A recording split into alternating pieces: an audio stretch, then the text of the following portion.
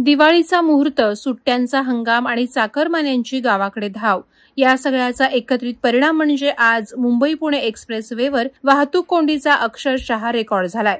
Amrutanjan bridge पासून ते Khopoli exit पर्यंत तब्बल 7 ते 8 किलोमीटरपर्यंत वाहनांच्या रांगा लागल्यात।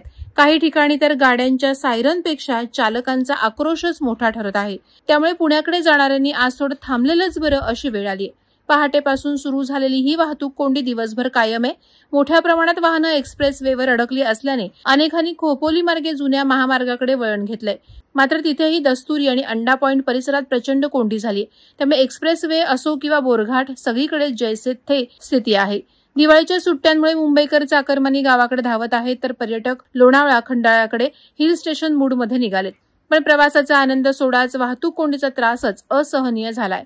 बोरघाट महामार्ग पोलीस मात्र कोंडी फोडण्यासाठी शर्थीचे प्रयत्न करत आहेत। तरीही भर उन्हात वाहन चालक, पर्यटक आणि स्थानिक नागरिक या सर्वांना या वाहतूक कोंडीचा त्रास चांगला सहन करावा लागतोय। वादळवारा लाईव्हसाठी दत्तात्रय शेडगे, खोपोली।